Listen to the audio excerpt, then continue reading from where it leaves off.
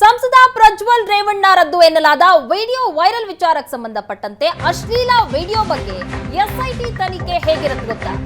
ಯಾವ್ಯಾವ ಆಯಾಮಗಳಲ್ಲಿ ಎಸ್ಐಟಿ ತನಿಖೆ ನಡೆಸುತ್ತೆ ಗೊತ್ತಾ? ಈಗಾಗಲೇ ಎಸ್ಐಟಿ ತನಿಖೆಯನ್ನ ಆರಂಭ ಮಾಡ್ತಾ ಇದೆ. ಹಾಗಾದ್ರೆ ಯಾವೆಲ್ಲ ಆಂಗಲ್ ನಲ್ಲಿ ಎಸ್ಐಟಿ ತನಿಖೆ ನಡೆಸುತ್ತೆ? ಮೊದಲಿಗೆ ಸಂತ್ರಸ್ತ ಮಹಿಳೆಯರ ಹೇಳಿಕೆಯನ್ನ ಪಡೆದುಕೊಳ್ಳುತ್ತೆ ಎಸ್ಐಟಿ. ಠಾಣೆಯಲ್ಲಿ ದೂರು ದಾಖಲಿಸಿದ ಮಹಿಳೆಯಿಂದ ಹೇಳಿಕೆಯನ್ನ ಪಡೆದುಕೊಳ್ಳಲಾಗುತ್ತೆ. ಸಂತ್ರಸ್ತರ ಹೇಳಿಕೆ ಪಡೆದು ನಂತರ ಕೃತ್ಯ ನಡೆದ ಸ್ಥಳದ ಪರಿಶೀಲನೆ ನಡೆಸಲಾಗುತ್ತೆ ಎಸ್ಐಟಿ ಅಧಿಕಾರಿಗಳಿಂದ. ಪರಿಶೀಲನೆ ನಡೆಸಿ ಮಹಜರು ನಡೆಸಲಿದ್ದಾರೆ ಎಸ್ಐಟಿ ಅಧಿಕಾರಿಗಳು. ಅಶ್ಲೀಲ ವಿಡಿಯೋ ಚಿತ್ರೀಕರಣ ಮಾಡಿದ ಮೊಬೈಲ್ ಫೋನ್, ವಿಡಿಯೋ ಮಾಡಿದ ಮೊಬೈಲ್ ಫೋನ್ ಅನ್ನ ಪತ್ತೆ ಹಚ್ಚುತ್ತೆ ಎಸ್ಐಟಿ. ಮೊಬೈಲ್ ಯಾರದ್ದು, ಯಾರ ಹೆಸರಲ್ಲಿದೆ ಅಂತ ಪರಿಶೀಲನೆ ನಡೆಸಲಾಗುತ್ತೆ. ಮೊಬೈಲ್ ನಲ್ಲಿ ಎಷ್ಟು ವಿಡಿಯೋ ಇದೆ, ಎಷ್ಟು ದಿನಗಳಿಂದ ಇವೆ, ವಿಡಿಯೋಗಳು ಅಸಲಿನಾ, ಎಡಿಟ್ ಮಾಡಲಾಗಿದೆಯಾ, ಈ ಎಲ್ಲ ಮಾಹಿತಿಗಳನ್ನ ಸಹ ಎಸ್ಐಟಿ ಕಲೆ ಹಾಕುತ್ತೆ.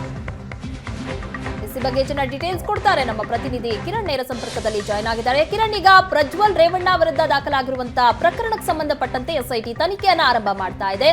ಎಸ್ಐಟಿ ಯಾವೆಲ್ಲ ಆಂಗಲ್ ನಲ್ಲಿ ಈಗ ತನಿಖೆಯನ್ನ ಆರಂಭ ಮಾಡುತ್ತೆ, ಯಾವೆಲ್ಲ ಮಾಹಿತಿಯನ್ನ ಮೊದಲ ಹಂತದಲ್ಲಿ ಕಲೆ ಹಾಕುತ್ತೆ ಅಂತ? ಖಂಡಿತ ಪ್ರಗತಿ.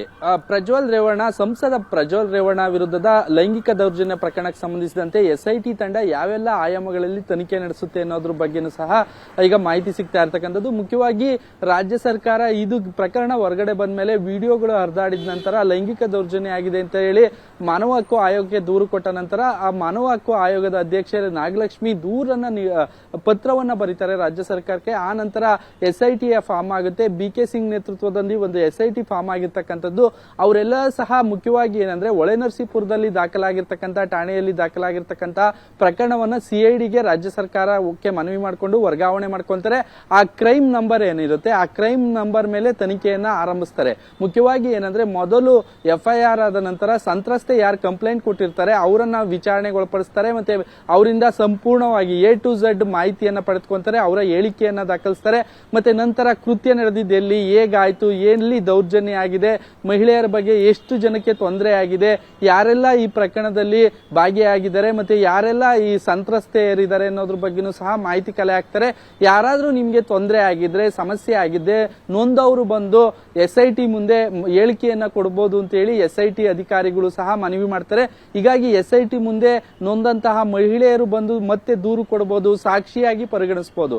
ಆ ನಂತರ SIT ತಂಡ ಮಹಜರ್ ಪ್ರಕ್ರಿಯೆಯನ್ನ ಮಾಡುತ್ತೆ. ಆ ಸ್ಥಳ ಯಾವ್ದಿದೆ, ಹೊಳೆನರಸೀಪುರ ಪೊಲೀಸ್ ಠಾಣಾ ವ್ಯಾಪ್ತಿಯಲ್ಲಿ ನಡೆದಿರ್ತಕ್ಕಂಥ ಸ್ಥಳವನ್ನ ಮಹಜರ್ ಮಾಡ್ತಾರೆ. ಆ ಪ್ಲೇಸ್ ಯಾವುದು, ಎಲ್ಲಿ ನಡೀತು, ಯಾವ ಕೊಠಡಿಯಲ್ಲಿ ನಡೀತು, ಯಾವ ಮನೆಯಲ್ಲಿ ನಡೆದಿದೆ ಅನ್ನೋದ್ರ ಬಗ್ಗೆನೂ ಸಹ ಸಂಪೂರ್ಣವಾಗಿ ಮಾಹಿತಿ ಕಲೆ ಹಾಕ್ತಾರೆ. ಮತ್ತೆ ಎಲ್ಲಾ ಎವಿಡೆನ್ಸ್ ಗಳನ್ನ ಕಲೆ ಹಾಕ್ತಾರೆ, ಸಾಕ್ಷಿಗಳನ್ನ ಕಲೆ ಹಾಕೋ ಪ್ರಯತ್ನ ಮಾಡ್ತಾರೆ. ನಂತರ ಆ ವಿಡಿಯೋಗಳು ಎಲ್ಲಿ ಚಿತ್ರೀಕರಣ ಆಗಿದಾವೆ, ಯಾವ ಮೊಬೈಲ್ ಇಂದ ಆಗಿದಾವೆ ಅನ್ನೋದ್ರ ಬಗ್ಗೆನೂ ಸಹ ಸಂಪೂರ್ಣವಾಗಿ ಮಾಹಿತಿ ಕಲೆ ಹಾಕ್ತಾರೆ. ಎಷ್ಟು ಮೊಬೈಲ್ ಅನ್ನ ಬಳಸಲಾಗಿದೆ ಅನ್ನೋದ್ರ ಬಗ್ಗೆನೂ ಸಹ ಮಾಹಿತಿಯನ್ನ ಕಲೆ ಹಾಕ್ತಾರೆ. ನಂತರ ಆ ಮೊಬೈಲ್ ಗಳನ್ನ ಸೀಸ್ ಮಾಡಿ ಆ ಆರೋಪಿಯಿಂದ ಅವೆಲ್ಲ ಮೊಬೈಲ್ ಗಳನ್ನ ಸೀಸ್ ಮಾಡಿದ ನಂತರ FSL ಗೆ ಕಳಿಸಲಾಗುತ್ತೆ. FSL ಗೆ ಕಳಿಸಿ ಆ ಮೊಬೈಲ್ ನಲ್ಲಿ ಇರ್ತಕ್ಕಂಥ ವಿಡಿಯೋ ಮತ್ತೆ ಆಡಿಯೋ ಎಡಿಟ್ ಆಗಿದೆಯಾ, ರಾ ಫುಟೇಜಾ, ಅವನ್ನ ಏನಾದ್ರೂ ಎಡಿಟ್ ಮಾಡಿ ಬಿಟ್ಟಿದಾರ ಅನ್ನೋದ್ರ ಬಗ್ಗೆನೂ ಸಹ ಮಾಹಿತಿ ಕಲೆ ಹಾಕ್ತಾರೆ. FSL ಗೆ ಕಳಿಸಿ ಅವನ್ನ ಒರಿಜಿನಾಲಿಟಿ ಬಗ್ಗೆ ಸಹ ಚೆಕ್ ಮಾಡ್ತಾರೆ. ಅವು ರಿಯಲ್ ಆಗಿ ಇದಾವ ಅಥವಾ ಎಡಿಟೆಡ್ ಮಾಡಿದಾರ, ಯಾರಾದ್ರೂ ಮಾಫ್ ಮಾಡಿ ಈ ರೀತಿ ಸರ್ಕ್ಯುಲೇಟ್ ಮಾಡ್ತಾ ಇದಾರ ಅನ್ನೋದ್ರ ಬಗ್ಗೆನೂ ಸಹ ಮಾಹಿತಿ ಕಲೆ ಹಾಕ್ತಾರೆ.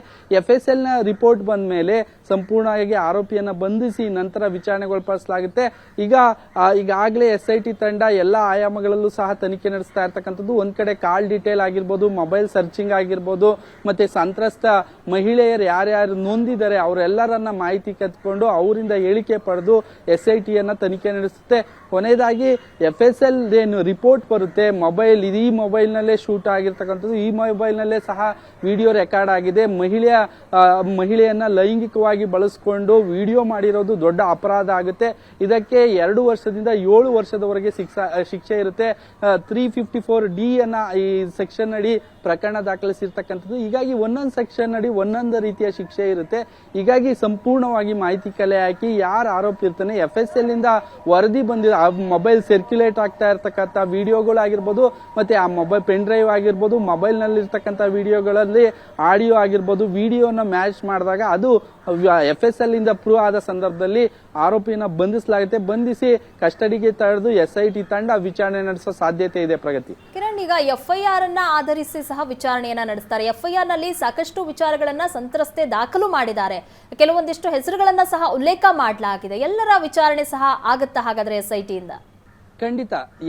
ಯಾರು ಆರೋಪಿತರು ಇರ್ತಾರೆ ಅವ್ರ ಬಗ್ಗೆ ಸಹ ಸಂಪೂರ್ಣವಾಗಿ ವಿಚಾರಣೆ ಮಾಡ್ತಾರೆ.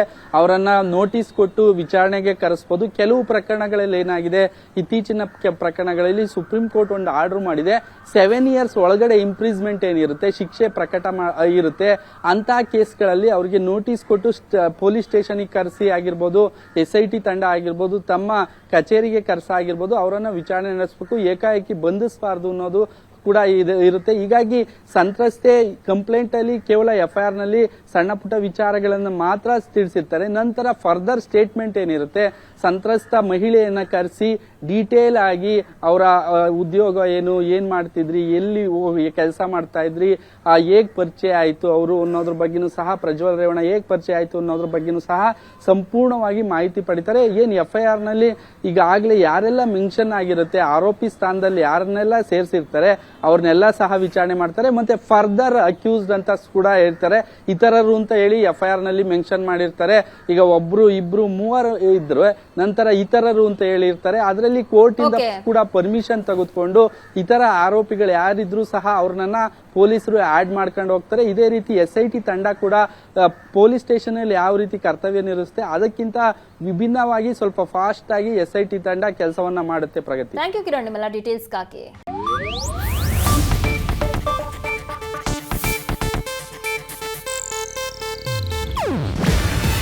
ಇದು ಏಷ್ಯಾನೆಟ್ ನ್ಯೂಸ್ ನೆಟ್ವರ್ಕ್ ಪ್ರಸ್ತುತಿ. ನೀವು ನೋಡ್ತಿದ್ದೀರಾ ಏಷ್ಯಾನೆಟ್ ಸುವರ್ಣ ನ್ಯೂಸ್.